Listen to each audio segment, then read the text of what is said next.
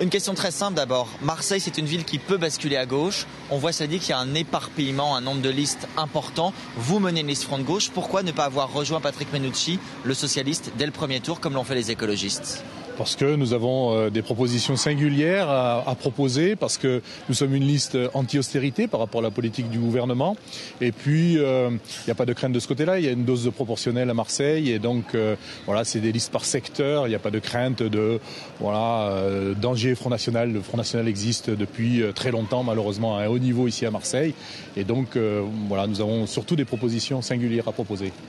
Il y a une liste radicale de gauche, il y a une liste sans étiquette de Pape Diouf. Il y a d'ailleurs une conseillère communautaire du Front de gauche qui a choisi de se rallier à Pape Diouf, elle, dès le premier tour. Est-ce que c'est une candidature qui, vous, aurait pu vous intéresser ?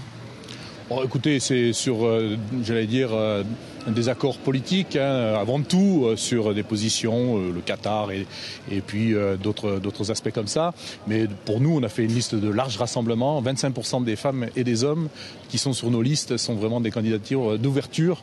Et donc, nous avons très largement rassemblé ici à Marseille. Et effectivement, c'est une ville qui peut basculer à gauche. Et c'est nécessaire. Après 20 ans de droite avec Jean-Claude Gaudin, cette ville est inégalitaire. Elle a besoin d'un nouveau souffle. Elle a besoin surtout que l'intérêt général revienne au centre de la gestion de la ville.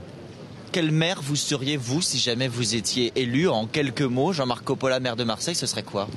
C'est trois priorités. D'abord l'école, le logement et puis les transports. C'est trois domaines où il y a vraiment des inégalités et où il y a vraiment besoin de faire. C'est trois domaines où, si on a des plans de rattrapage, y compris aidés par l'État, ce sont des leviers pour l'emploi. Et puis ce que je mets au cœur surtout, c'est l'intervention citoyenne. Rien ne changera à Marseille s'il n'y a pas une intervention des Marseillaises et des Marseillais. Donc ça veut dire une démocratie de proximité à l'échelle des mairies d'arrondissement. Et donc tout est basé sur l'intervention citoyenne. Un tout dernier mot, très brièvement, dans cette campagne, on a beaucoup parlé du syndicat Force Ouvrière, du rôle des territoriaux. Est-ce que vous soutenez cette cogestion du syndicat Force Ouvrière avec Jean-Claude Gaudin? En un mot? Moi, je serais pour le strict respect du droit syndical et donc que l'ensemble des organisations syndicales, en fonction de leur influence, soient respectées. Ce n'est pas le cas aujourd'hui.